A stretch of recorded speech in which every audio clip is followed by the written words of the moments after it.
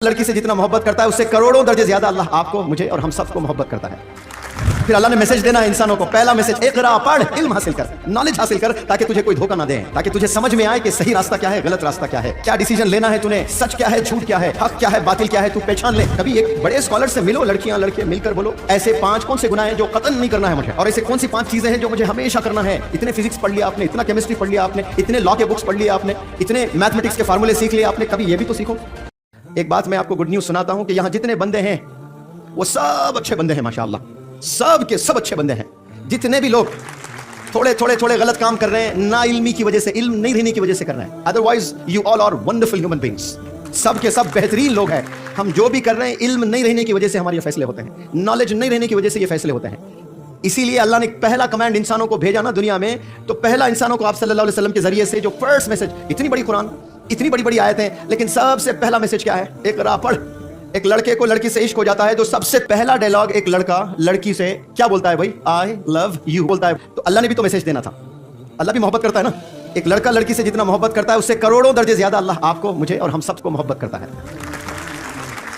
और फिर अल्लाह ने मैसेज देना है इंसानों को। पहला मैसेज, इक़रा, पढ़, इल्म हासिल कर, नॉलेज हासिल कर, ताकि तुझे कोई धोखा ना दे, ताकि तुझे समझ में आए कि सही रास्ता क्या है, गलत रास्ता क्या है, क्या डिसीजन लेना है तूने, सच क्या है, झूठ क्या है, हक क्या है, बातिल क्या है, तू पहचान ले, तेरे में इतना इल्म होना चाहिए।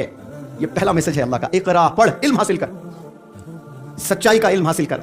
अल्लाह ने क्या मैसेज दिया देखिए। नमाज पढ़, कुरान पढ़, हज पर जा, ये नहीं बोला है। इल्म, इक़रा, कुरान को पढ़, इल्म हासिल कर पहले, फिर उसके बाद डिसीजन मेकिंग आसान हो जाएगा आपको कि क्या करना है और क्या नहीं करना है।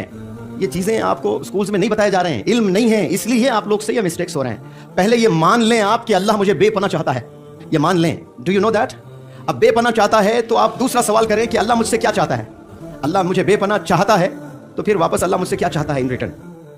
उसके कुछ 5 चीजें तो लो आप। अल्लाह मुझसे ये करने को चाह रहा है, ये नहीं करने को अल्लाह चाह रहा है। कभी एक बड़े स्कॉलर से मिलो, लड़कियां लड़के मिलकर बोलो, कभी पूछो जाकर कि भाई मुझे ऐसे 5 कौन से गुनाह हैं जो कतन नहीं करना है मुझे, और ऐसे कौन सी 5 चीजें हैं जो मुझे हमेशा करना है। कभी जाओ बैठो, इतने फिजिक्स पढ़ लिया आपने, इतना केमिस्ट्री पढ़ लिया आपने, इतने लॉ के बुक्स पढ़ लिया आपने, इतने मैथमेटिक्स के फार्मूले सीख लिए आपने, कभी ये भी तो सीखो कि भाई अल्लाह के 5 चीजें बताओ मौलाना मुझे, कि क्या 5 चीजें मैं जिंदगी भर करता रहूं, क्या 5 चीजें मुझे कभी नहीं करना चाहिए।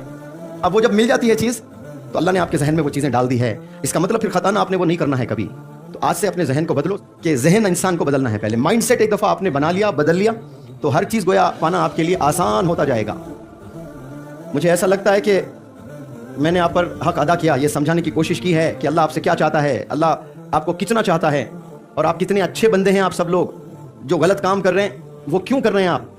क्योंकि मालूम नहीं है आपको, रियलाइजेशन नहीं है आप में। लेकिन अक्लमंद और कामयाब इंसान वो है जो आज रियलाइज करता है, जो कल को जाकर रियलाइज करने वाला नहीं कामयाब।